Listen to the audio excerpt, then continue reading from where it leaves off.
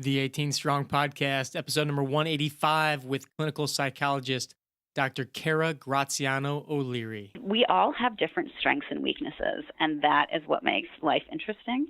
But if we can be really honest with ourselves about our strengths and weaknesses, we can improve a lot of things in our lives.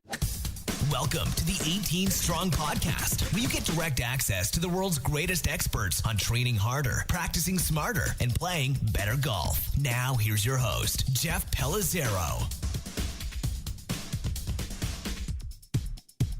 Hey, what's up, guys? Welcome to the 18 Strong Podcast. Thanks for joining me this week.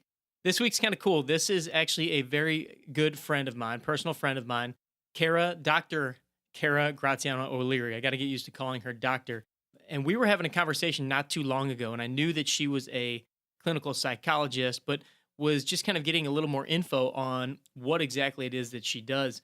And when I heard the background and what she does on a daily basis and just what she's done in the past, what clinical research she's been involved in, I thought, man, this would be kind of a very cool topic to cover on the podcast. And she does not work with golfers, so this is kind of a different spin on behavioral psychology, and what Kara really works on, or Dr. O'Leary really works with, is impulse control disorders, substance abuse, eating disorders. She has a background on working in studies related to weight loss and really integrating psychology research to help patients with any type of behavior change. And that's what really kind of sparked my interest, was the idea of behavior change, because ultimately that's what we're trying to do when we go out and we start a new fitness program, we start a new diet, we start a new practice program. We're really trying to change our behaviors. We're trying to change our game. We're trying to change our body. But all of that boils down to the habits that we create on a daily basis and what we can stick to. And just like you, I've had times where I've gone on and off the wagon with different diets or workout programs. So I wanted to talk to Dr. O'Leary about, what are the things that are really working the best? Clinically, what are they seeing? And how do we relate her background to what we're seeing in the fitness world and what you're personally experiencing during your trials and tribulations of trying to attain whatever the goal is that you're looking to get to these days? So in this episode, we kind of jump into a couple different directions. We start off by talking about sleep and how important sleep is and restoring your body and what happens to your body while you sleep, which we've heard on the podcast time and time again, but Kara gives us a little different and fresh take on that. We discuss, again, habits and how to create them, how to make them stick, how to set goals and whether big goals or small goals are more beneficial, and how you can kind of stack them up to achieve kind of that domino effect to really get the momentum going in your goal setting process. And a very interesting topic that I thought was fascinating was the idea of decision fatigue, or basically your brain getting tired towards the end of the day, and how we have all these little decisions that we make on a daily basis and how that impacts how we're able to stick to our decisions of what we say we want to do. How do we keep that willpower, and how do those little decisions and that fatigue kind of play into our daily routines and our daily decisions, especially towards the end of the day when you're tired, you've maybe had a rough day, you're supposed to go to the gym, you're supposed to be eating clean. And how do you set that default to be the healthy choice as opposed to more of the throw the towel in and just kind of give up? I thought it was really cool to get kind of a different perspective outside of the world of golf and outside of necessarily the world of fitness in regards to the behavior change. Before we jump into the interview, I want to share a quick little testimonial that we got in our private Facebook group, the 18 Strong Movement, which was pretty cool, from Jeff Davis, one of our members who went through the Golf Body Blueprint program. If you haven't heard, we have put together an 8-week online training system that basically walks you through a full 8 weeks of your program, videos of your exercises, tracking sheets, everything that you need to get your body in the best shape it can be for your golf season. And so Jeff went through the program, went through all 8 weeks, and he let us know on the Facebook page and said, hey, I finished the 8 weeks. It was super challenging, but it was a very good experience. I dropped 7 pounds, which was an unexpected bonus, with adhering to the nutritional changes that were made, and I gained over 12 miles per hour club head speed. Now it's just time to find some time to put that on the course. Great job, Jeff Pellizzero and the 18 Strong team. I've programmed out my next month and keeping the grind going. first of all, congrats, Jeff, on completing the program. I know it's not easy to get through and do everything that's laid out for you in the program, but when you walk it through and you do the mobility exercises, the strength training, the overspeed training, everything that's laid out in there, it's hard for it not to work, is the way that I'll put it. So just want to say congrats to Jeff and thanks for the great testimonial. If you want any more information on the Golf Body Blueprint, just go to golfbodyblueprint.com.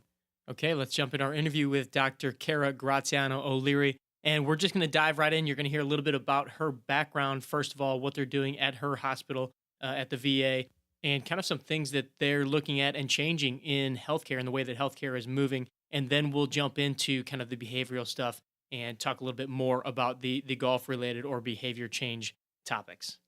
And so you're working with the VA, and I work at the VA. What are a lot of the different things that you see on a daily basis? So I work in the outpatient mental health clinic, and I deal with a lot of different things. So like completely wide variety of things. I deal with a lot of PTSD and trauma issues. Some of that's from military experiences, but some of it's just from childhood stuff. We have a whole clinic that deals specifically with combat trauma, so specifically traumas people experience and like kind of on the front lines of war. But then we have other providers, and I am one of these other providers that works with trauma in a wide variety. So some of it's like very military specific in terms of like I see people who have experienced military sexual trauma or harassment in the military, things like that. But then also people who were in stressful situations and then they're triggered by, other things that have happened in the past that they never really had the opportunity to deal with. So I do a lot of that stuff. I also do like a lot of health coaching and health behavior change.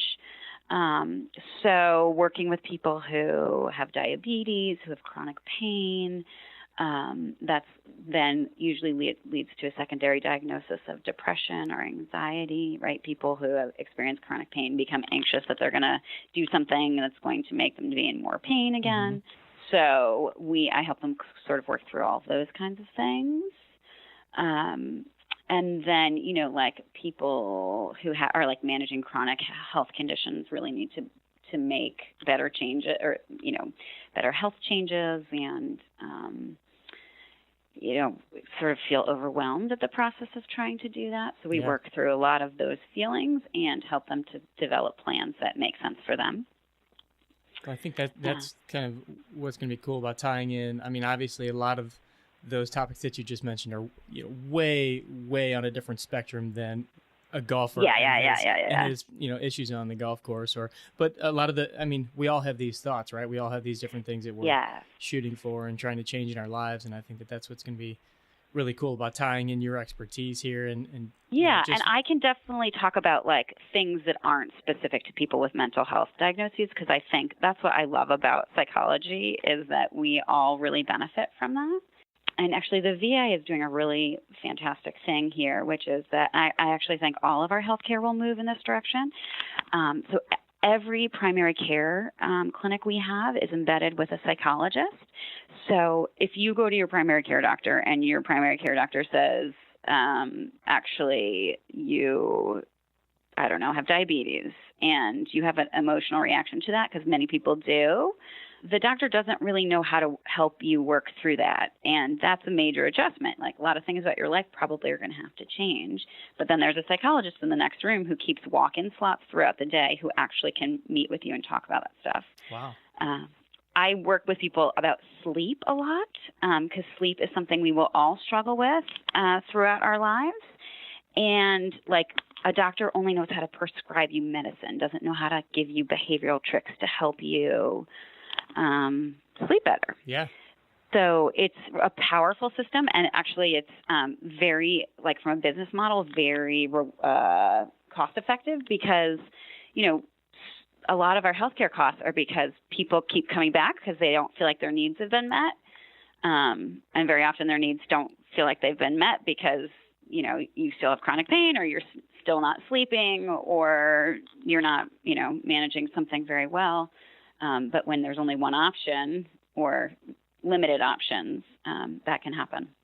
That's amazing. I mean, it's cool to see that you think that that's kind of how things are shifting, because so often we hear the story of people going to the doc, like you said, they get a prescription or something. And I think a lot of individuals don't realize that doctors, they know the body's inside and out, but maybe don't understand, like from my point of view, from kind of the musculoskeletal side, they don't get as much training on the rehabilitation kind of stuff. Even the surgeons that are, sending people over after surgery, they don't necessarily have that specific education or the nutrition side. Or I love the fact that you're mentioning sleep. We've talked about sleep so much on this podcast. I know. And when you have somebody come over regarding the sleep stuff, and we'll just kind of dive into this to start. So as far as the sleep thing, so when you get somebody that comes over, maybe from a new diagnosis, and you start to kind of unwrap the fact that maybe sleep is an issue, what are a couple of the first things that you talk to them about, and how do you start making some of those little shifts?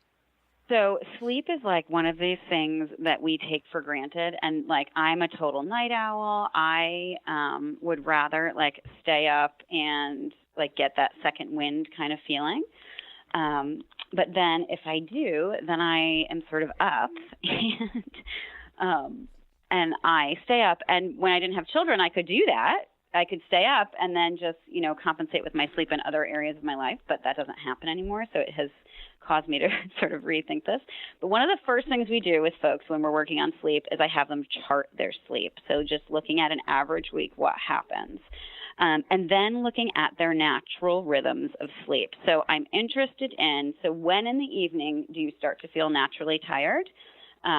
Because there are things, so, usually I can draw these things out. I like to draw a lot when I work with people. But see, when you look at a natural sleep rhythm, you're looking at different levels of sleep cycles that go down and hopefully get to that restful REM sleep. But then you come right back up to consciousness, and then you go back down 1 step, 2 steps, 3 steps. And then you come right back up to consciousness, and then you go back. And that's a healthy sleep cycle.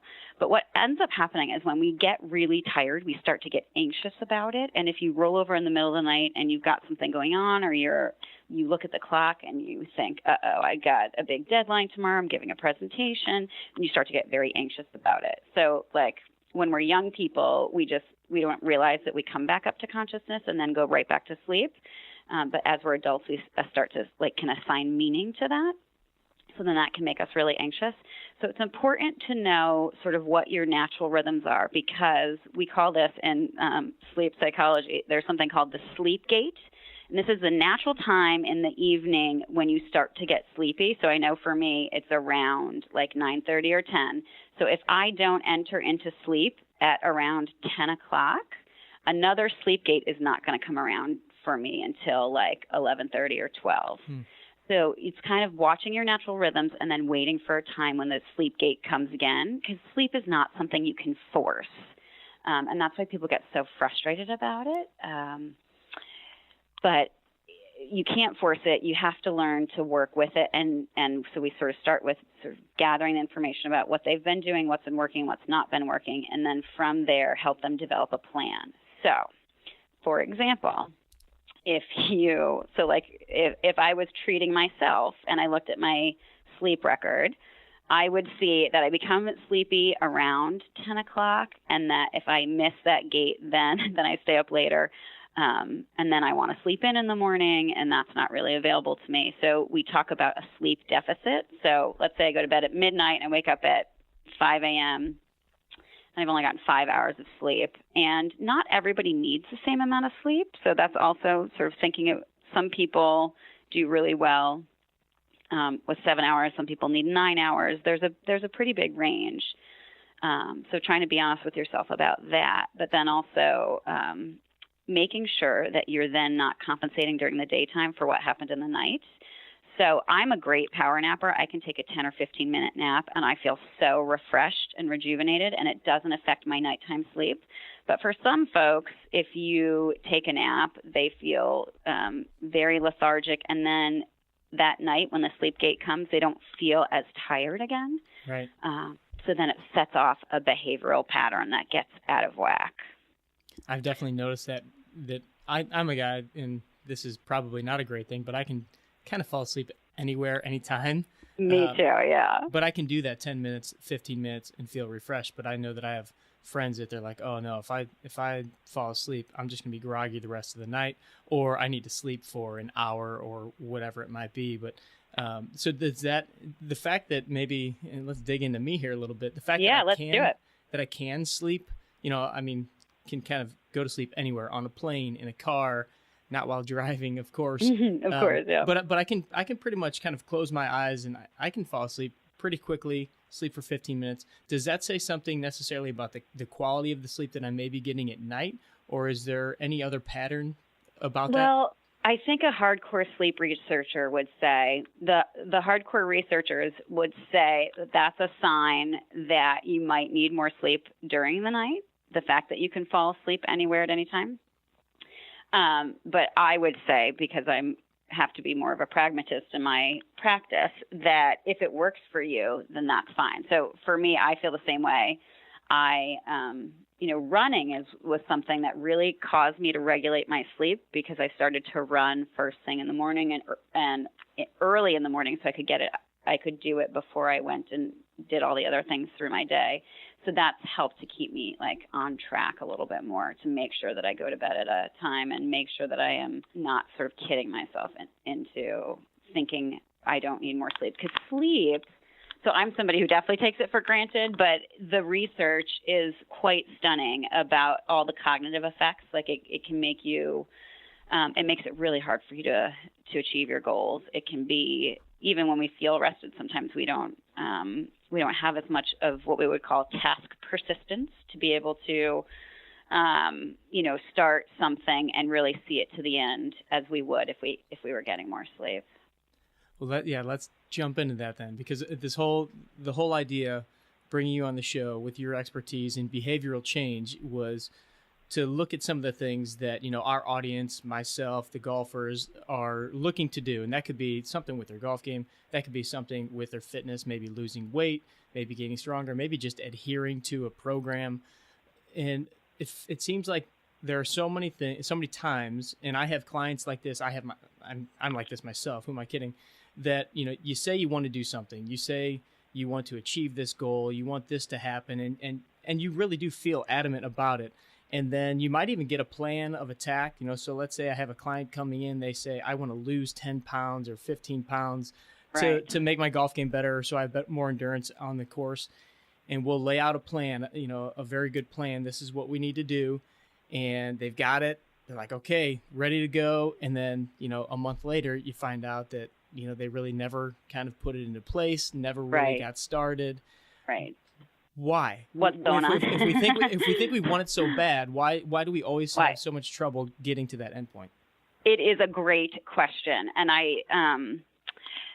it is a psychological question, I would say. So there are many reasons, and we're going to talk a lot about them. But I would say, first of all, that it's totally normal. The fact that we struggle to stick with habits, and particularly new habits, is very, very normal. So I just want to, first of all, normalize it. We are wildly irrational people, and our brains are kind of amazing. They do so many things on automatic pilot, and that is wonderful. So, right, when you wake up what you need to do to get out the door, and you get out the door and you go about your day, and so many things you don't even have to think about. Your brain just kind of does. That's amazing, right? That helps us to live efficient lives. It makes the flip side of that is that it makes behavior change very difficult. So I want to tell you about a behavioral economist. His name is Daniel Kahneman, and he's sort of the founder of behavioral economics. And what behavioral economics is the insertion of psychology into economics, right? So in economics, we believe we're all rational actors, and sort of what makes logical sense is what economists will talk about as the outcome. But in psychology, we know that absolutely not to be true. So one of those things I think that makes, this is a Daniel Kahneman idea, he really proves very well this idea that we experience things on two different levels. One is the experiencing self, sort of what is happening moment to moment in your daily life. And then, so your day is sort of a collection of events that go on. But then at the end of the day, you sort of sit back and reflect. And the reflection is what he calls the remembering self. The remembering self is has to take all of the experiences of the experiencing self and put them into some sort of order and understanding. And that often we sort of don't, it's a cognitive illusion, but we don't account for all of the time spent. We tend to account for moments that are significant or more severe. So a great example would be you go out to golf with your golf buddies. I was listening to some of your other podcasts talking about fun weekends with golf buddies, right? So you go out to golf with golf buddies and you, let's say you golf pretty well up until the last 3 holes, and then you lose it in the last 3 holes, and it causes you to lose the game. Mm-hmm. So at the end of the day, or even now, your remembering self will overvalue what happened in those last 3 holes and undervalue what happened in the first 15. For sure. Right? Yeah. So, I have a specific situation in mind, actually. Yeah. So that's fine, right? But it makes our own self-report of our own situation actually problematic at times, right? So when people set a goal, it's often based on sort of the remembering self, what the remembering self wants to create for itself in the future, but it doesn't have a lot of fair and truthful information about what the experiencing self is doing moment to moment. So I often say, like in psychotherapy, some of our job is to sort of get with the experiencing self and find out what's actually happening day to day, right? And once we get that information, right, all that information about yourself and your sort of tendencies and habits and the things you're doing is data that you can then use to actually achieve those goals. So I think sometimes we just don't know the ways in which we get in our own way. So that's the first sort of part of doing it. But then also to help people understand that it's normal to sort of overvalue some of these moments and undervalue others. It makes sense evolutionarily, right? We are designed to remember those things so that we don't repeat them if they're not pleasurable. And if they are pleasurable, then, we're designed to remember them so that they sort of keep us striving and moving to have more experiences like that. So everybody does things like that. And I think it's really just helpful for us to figure out what are the ones that you do, because then that you can use that information to be more skilled at how you'll achieve what it is you're trying to achieve. Well, and it seems like in my own experience that we tend to maybe focus on a little more of the negative side of those things. Like you said, you focus on that last part of the round where you kind of fell apart or missed a couple putts, but you forget all the other good things that happened that got you where you were. Or, I'm even thinking of people in, business situations or other, training for a race or something like that. You forget all the hard work that you put in on a daily basis where you probably didn't really celebrate some of that and could have, but then there's that one little nagging thing or that one negative situation that you kind of dwell on. Right. So that's part of being fair and sort of compassionate with ourselves about life and about our irrationalities is to just accept that we do these things sometimes. There's a reason for them, but we also can make space to recognize, well, if I didn't shoot what I wanted to shoot, at least I spent the time with my friends, I was outdoors, I had a break from my, regular routines, and that those things are often likely what cause people to want to set these goals in the first place, right? Mm-hmm. To get out, to be more healthy, to be more active. So helping people to think about what the goals they're setting for themselves and how realistic they are. That's the other thing is when people come in, and I usually ask people to set a goal for themselves at the end of our sessions. So let's say, we've been talking about healthy eating, and they say to me, well, I'm going to make sure that I go grocery shopping every Sunday, and I'm going to make 5 meals at home every week. Well, that's a great goal.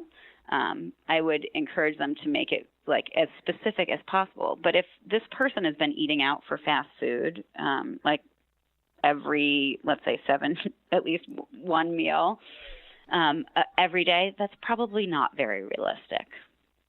right? So starting from a place of a much more realistic goal of looking at what you've done in the past and what about it you like and what about it you don't like, and then trying to make a plan as you move forward. The other reason it's important to start small is that your mind can only do so many things. So there's this idea called decision fatigue, which is that as we go throughout the day, we're called upon to make so many small decisions. Do I want to hit the snooze button? Am I going to go brush my teeth, or am I going to have my breakfast? If I'm going to have my breakfast, what am I going to have for breakfast? Is it going to be eggs or cereal or yogurt? Am I going to head out the door now? Am I going to get my workout now, or am I going to get my workout later? Right. So if you actually, there's some researchers that actually count the number of decisions you make throughout the day. It's insane. But all of these decisions require mental energy, and that as we go throughout the day, our mental energy sort of ebbs and flows. So by the end of the day, our brain is really tired. And when that happens, it's not like when you go to the gym and your muscles are tired, they feel sore. When your brain is tired, what happens is it doesn't sift and sort the way it did in the first thing in the morning. So my example of this is always at the end of the day, I am so frustrated and irritated if people haven't cleaned up after themselves at dinner time. Like, this sends my anger just rising. If I do nothing about it and I go to sleep, in the morning, I see all the same stuff on the table, and I think the people in my life should pick up after themselves a little bit more. And I do it. It's done in 1 minute, and I have no 4-letter words to say to myself. But the night before, I'm like rageful and frustrated and angry about what I'm seeing. But it's just that my brain has had an opportunity to rest. And when I can see the problem with fresh eyes and a rested body, I don't feel nearly as emotional about it. So the whole idea of decision fatigue, that as sort of our cognitive resources can ebb and flow throughout the day. The reason that's so important is that if someone is trying to, if someone's trying to eat more healthy or lose weight, it requires a lot of mental energy. So setting goals that are small to start off with creates momentum for people. So the psychologists do a lot of research in laboratories in which they create sort of artificial situations, and then we look at how people's behavior is influenced, so that we can better understand and try to extrapolate to the sort of general world.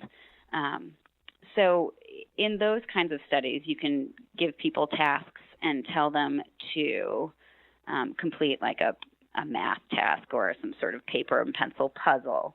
And then afterwards, you can give them feedback on whether they achieved, did well or did not do well. And when people accomplish a task that they have set out to do, they're then more motivated to do the next one, and they have better task persistence, and they have greater motivation to achieve the next task. But if you told them that they didn't achieve the goal, then that motivation diminishes. So the person who sets says they're going to then grocery shop and make meals home 7 days a week is just probably not being very honest with themselves. And many of us are in the habit of doing this. It's very human and normal. But we also can sort of set ourselves up for this to just become a totally frustrating thing in which we feel like we don't have much power. And some of it's just like, let's say you've tried to lose weight in the past and you haven't been successful, so then you have a lot of feelings and a lot of thoughts for yourself about that. And then we try to sort of avoid those things that don't make us feel good. So we may not be curious ourselves about what causes those problems, and then we're missing out on the data of the experiencing self to really understand where our opportunity is to interfere, right? So I might work with that person who is trying to eat more healthfully, first just with let's keep your routine of going out to eat once a day exactly the same. We're going to change nothing about it, but here's what we're going to do. We're going to print off all the nutritional information for all these places you go, and we're going to see how you could make some healthier choices just at the places you're already going. Right, so now the task is much smaller. I don't have to change my routines. I don't have to go grocery shop. I don't have to teach myself how to cook. But now I have some more information and some data to then make a better choice. Right, so it's not quite as daunting of a task, and possibly something that you've tried and failed at before. So exactly. You kind of have that negative domino effect. Hey, I just want to jump in and say a quick thanks to our sponsor for this week's episode, which is Super Speed Golf. You're probably tired of hearing me talk about how great the Super Speed Golf program is, the overspeed training system, but it simply works. And you're seeing it on TV now a lot with, a lot of professional golfers, Alex Noren, Phil Mickelson, all these guys have these in their bag. And I just want to kind of give you a little more information on exactly what it is, but also how to use it. So there are definite protocols that the guys from Super Speed have set up, and you can check them all out over on their YouTube channel. They've got all the different protocols laid out. They walk you through them. It's really great. It's super easy to use. And they've even kind of come up with a couple information or infographics that will help you figure out what protocol is right for you. And you can check that out at superspeedgolf.com. I've noticed that they've also been posting some of that stuff on their Instagram account as well. But I just broke out the Super Speed sticks again this week and finally got my swing speed radar. For some reason, I lost my swing speed radar. Don't know where it went over the transition of the last year, and finally got my new one. And so I was doing my Super Speed clubs with the swing speed radar, and it was amazing. I started out, just kind of cold and was doing some swings and was swinging kind of out of my shoes. Probably should have warmed up a little bit more, but swinging out of my shoes and hit 108. But then after going through the protocol and, doing it step by step, just the first two levels, I was swinging the green club at 123 and then pulled out the driver and hit a couple balls at 117. Now, I don't say that to say, oh man, I'm crushing, my speed is crazy fast, because who knows where those balls went. They just went into a white net in front of me. But what I wanted to show you was how important it is to get some swings in, get your body fresh. So when you're going off that first tee, you're not swinging at that first swing speed. When you jump out of the car, you wiggle around a little bit, do a couple air swings, and you run to the tee box.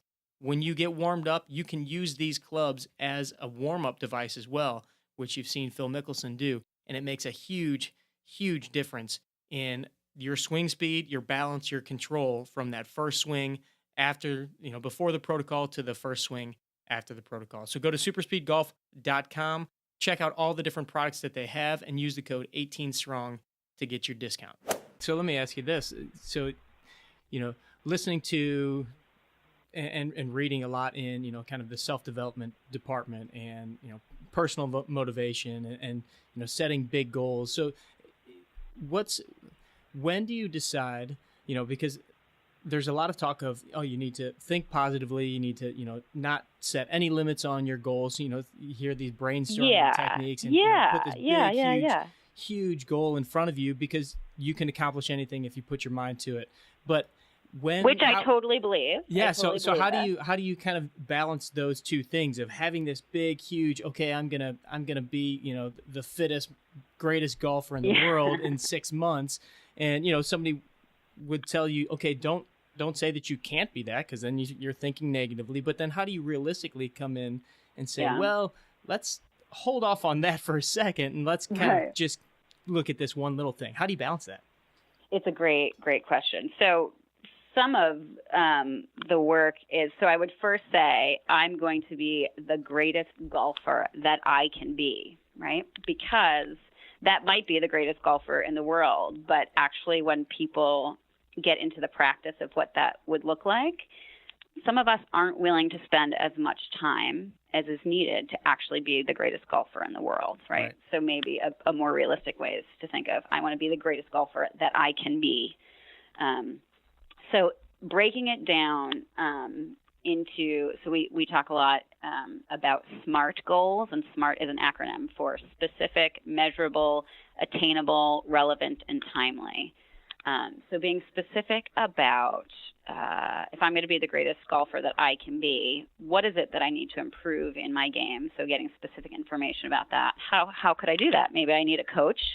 Maybe I need someone to give me some feedback. Maybe I have a good sense of the things that I'm doing that might be getting in my way. Or maybe the next time I'm on the golf course, I can pay more attention to that to get some more information. And then I'm going to figure out ways to, the greatest golfer in the world, or for me, like, what would that look like? How would I know that I've achieved the goal that I set out for myself?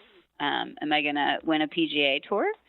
Is that really what my goal is? Or is my goal to golf at a particular level or more consistently be attaining a specific score? Thinking about how to measure the goal, right? So it is really important to do those things.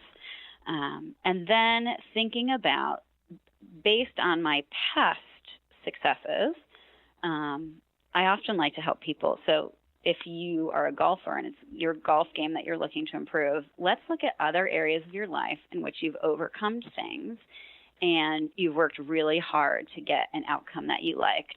What were you able to do in those kinds of situations that could really help you in your golf?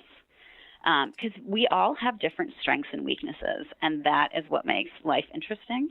But if we can be really honest with ourselves about our strengths and weaknesses, we can improve a lot of things in our lives. And one of those is to really think about, what am I good at and how could I use those strengths to apply them to my golf game?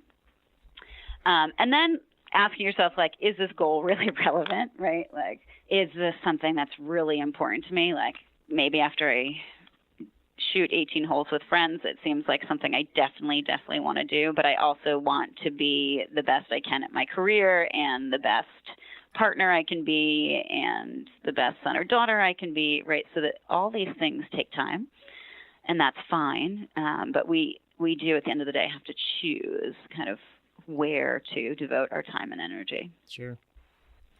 So I would say, yes, set very, very high goals, but also make sure that you're being clear about what those goals are and to think them through.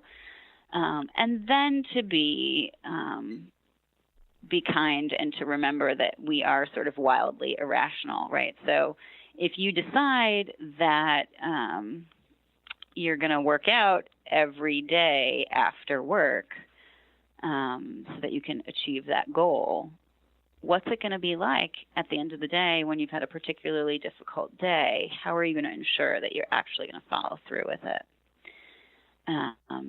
So in psychology, there's a lot of movement to make the default choice the healthiest choice.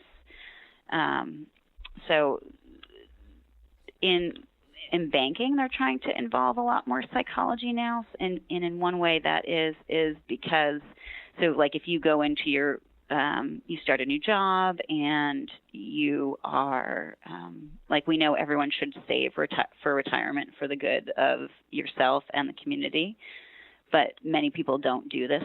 So it's a similar behavior change issue. What companies are now doing is making the default, everyone has to save for retirement, that part of their paycheck has to be put into retirement savings, and that you actually have to opt out if that's what you don't want to do. So when we make the default choice the healthy choice, the healthiest choice, that people do a lot better.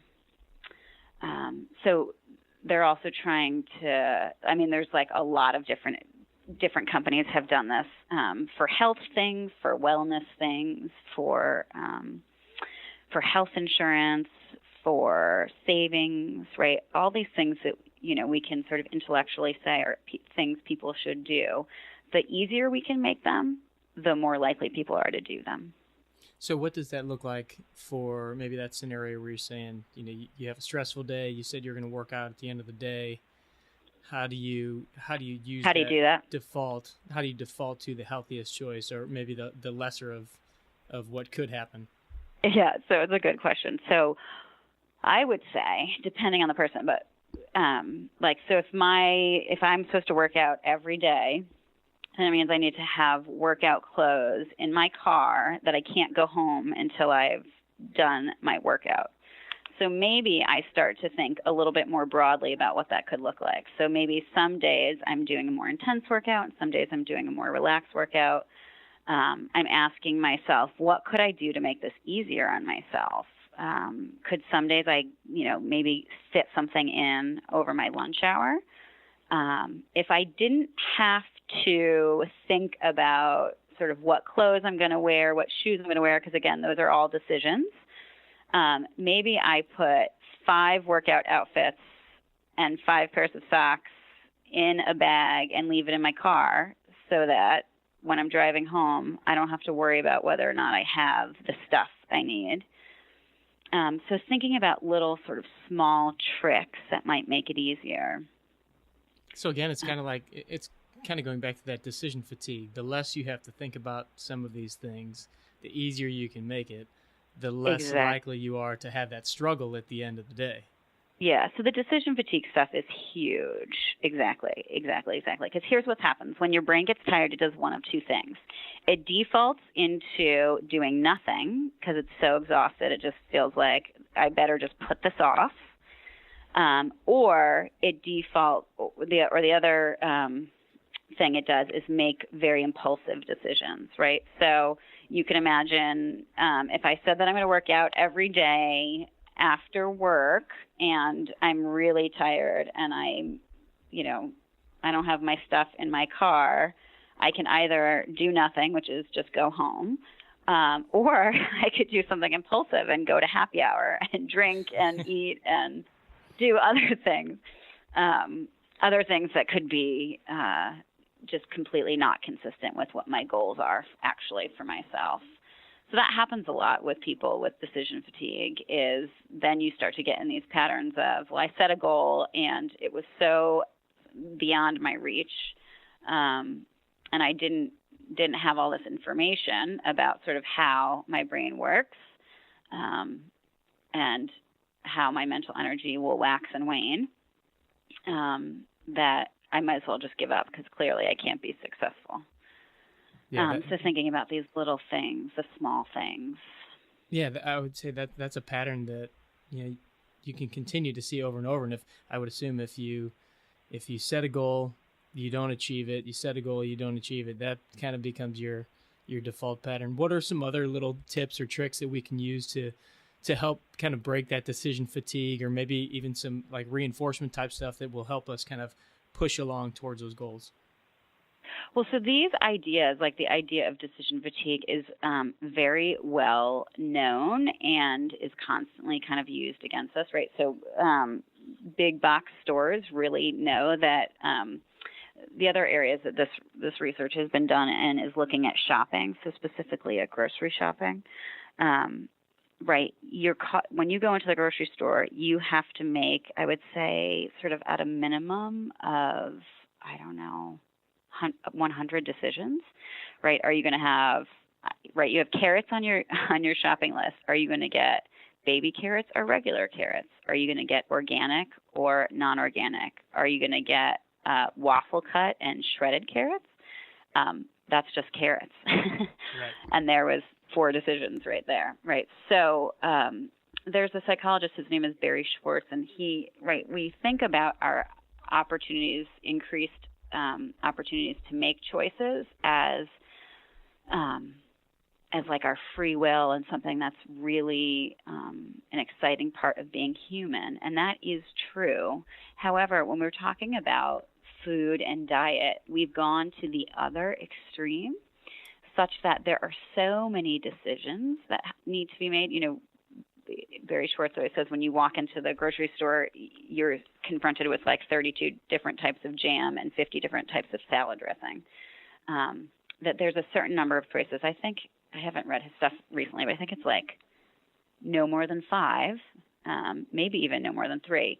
But where it's exciting and it's helpful, but more than that is overwhelming and debilitating. Then we start to make just poor choices.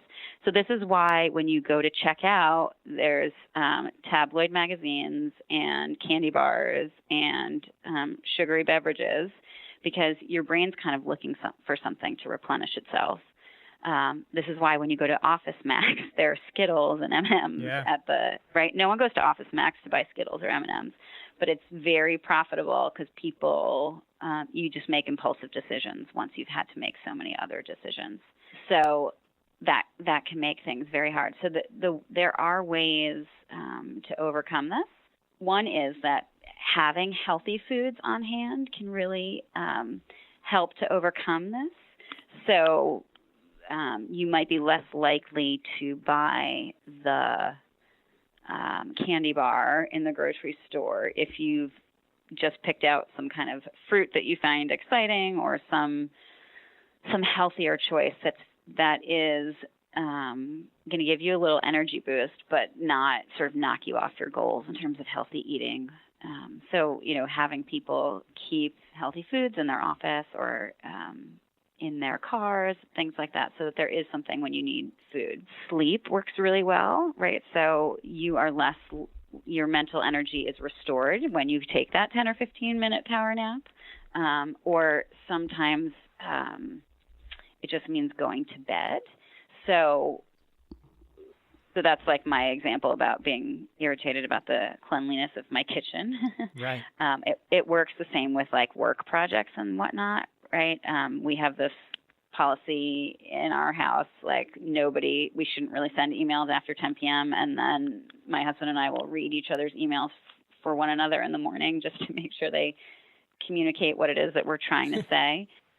Because it's very smart, right? So, but the same thing is true at work, right? If somebody needs something from their supervisor, the best time to go to that person is first thing in the morning when they're coming in fresh and they actually have the mental energy to think through what it is you're saying. Or, right after lunch, if they've taken a little break, if they've had some food, they're probably going to be more willing and interested in what it is that you have to say. So that can really help. Well, along those lines, I just started kind of thinking about, golf and fitness and everything, but a little more golf-wise, can be very tactical, very skill-oriented. And I'm imagining that even knowing about this decision fatigue and mental fatigue can really affect how you practice and maybe how you structure when you practice or what you're practicing. And I know that you're not working specifically with golfers, but any suggestions related to, what we might want to focus on at different times of the day? Say, that you can only get out and practice maybe after work. Would it be more beneficial to not work on something super skill and technical involved then? Maybe go out and do something that's a little bit more easy, a little more in your wheelhouse, just to get some repetitions versus just going and working on something tactical because you might be in that kind of mental fatigue state? Yeah, yes. But also, too, if you have a schedule, right, the best time to set up a schedule is when you are well rested and feeling hopeful about the future, as long as you're being realistic about it. But set up a schedule at a time that you think it's something you feel pretty confident that you can keep to. I am always asking people, how important is this change for you? And we have people, this is a part of motivational interviewing is what we call it. So you ask people to rate on a scale of 1 to 10 how important this change is to you, and then really getting them to talk about why it's important, and then a confidence scale on a scale of 1 to 10. How confident are you that you can actually see this through? Because then the person starts to be a little bit more realistic. It's a way to sort of facilitate a conversation in which you are more fairly and more realistically sort of setting these goals. These are why things like, Michael Pollan wrote that book, Food Rules, where he has these like specific rules about food, right? Only shop in the perimeter of the grocery store. I think like only eat dessert on the weekends. That they leave very little room for error, and then it takes some of the decision out about it.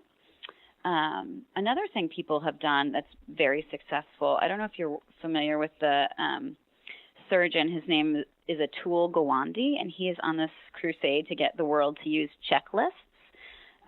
He sort of went to the world of car manufacturing and racing to look at what made those crews of people very successful and tried to implement it in medicine. So what he saw when he started using checklists in medicine was that complication rates related to surgery fell by 35% and death rates fell by 47%.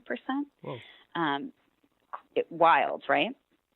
So I'm always trying to think about and help people use checklists with their mental health and with their goals, right? So if you have something that you know has worked for you in the past or that would help you to be successful, like I'm going to work out 5 days a week and I'm going to do,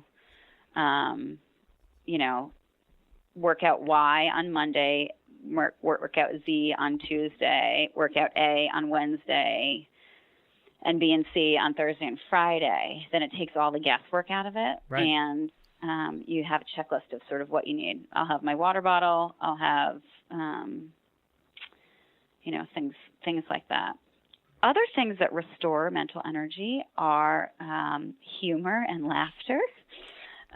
So this is helpful to remember when you just sort of need a break. But it also sort of social energy, so being around other people that are positive and that are helpful, that you enjoy being with. So let's say I'm going to work out, but I'm also going to do it with friends, and you're sort of getting the added benefit of you pair something that you really are excited about doing, like seeing a particular friend, with an activity that you know you have to do.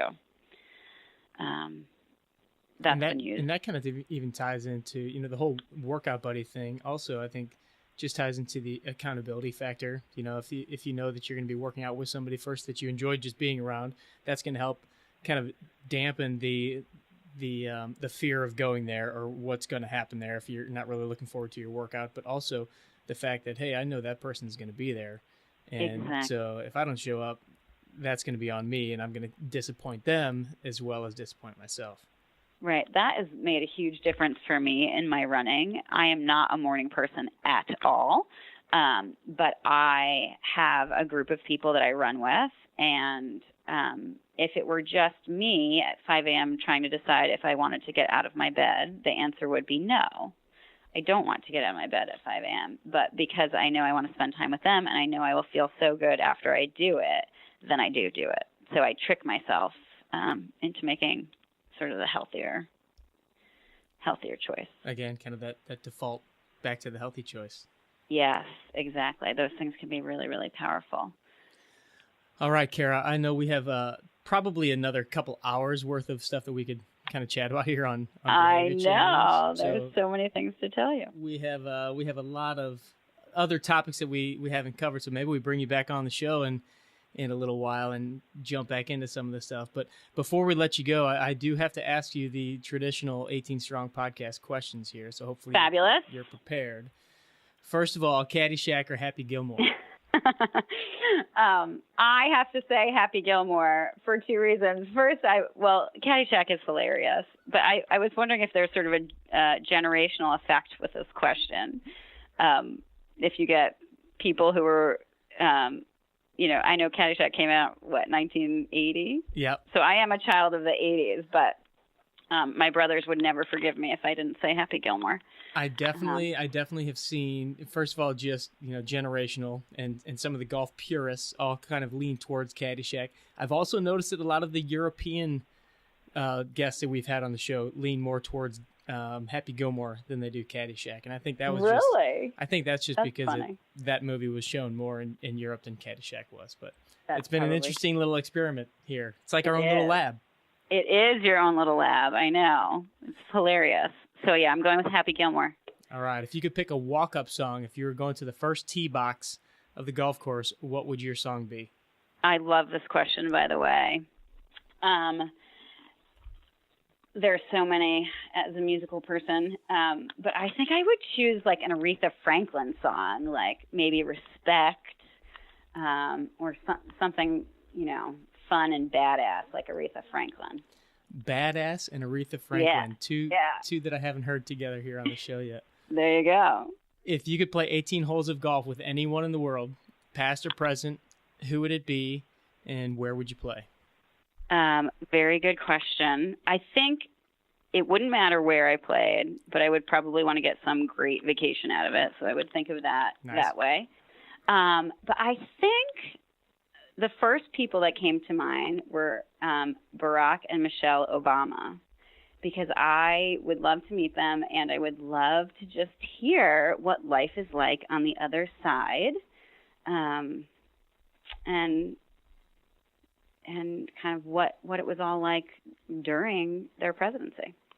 Yeah, I can't imagine looking back, and being finished with the amount of responsibility that was on their plate, and now, hopefully being able to enjoy it and play some golf, and hopefully in a nice vacation spot. All right, and lastly, any last words of wisdom, piece of advice for the 18 Strong audience, specifically kind of around that idea of, looking to make a change in your life and finally succeeding, maybe in something that they've struggled with or that they're aspiring to, and really trying to hone in on what they can do to make that really happen? Yeah, I guess I would want to say that, first of all the things that are getting in your way of doing those things are very normal, and to just have some self-compassion. I think sometimes when we think about sports, we think of like that really hard coach you had who, screamed and maybe really got in your face, but the data doesn't support that way of being in terms of making sustainable or lasting changes. That actually being more self-compassionate and more supportive and more understanding leads people to make smaller changes and sort of create a momentum that is moving in that direction that they want to go. So I'd say compassion for yourself and other people, and don't beat yourself up. It's not helping you. Awesome. Dr. O'Leary, thank you so much for your time, for joining us here on the 18 Strong podcast. And it's been very fun. Absolutely. We'll definitely have to get in touch in the future and talk about some more behavioral change and just kind of figure out how we can continue to help these golfers achieve their goals. Well, I will keep sending stuff your way. Much appreciated. Yeah, absolutely. All right. That's it for the 18 Strong podcast this week. If you want any more information on Dr. O'Leary and anything that we talked about in this episode, I've got some links and just some information regarding the different names of the research that she mentioned. We'll have all of that stuff in the show notes for you to check out. Don't forget to go check out, first of all, the Super Speed golf clubs and start working on getting that swing speed, getting your body prepared and ready to go off the first tee. But also, if you are looking for a program to get you started right at the beginning of this season, I know there's a lot of people that are coming out of winter getting into the golf season, and you want to check out the Golf Body Blueprint. Go to golfbodyblueprint.com. You can check out all the information there. It's an online platform. You can look at the videos on your phone, on your computer. There's tracking sheets for all of your workouts. If you have any questions, please feel free to email me at jeff@18strong.com. All right, we'll catch up with you next week. Train hard, practice smart, and play better golf. Thanks for listening to the 18 Strong podcast at www.18strong.com. And remember, train hard, practice smart, and play better golf.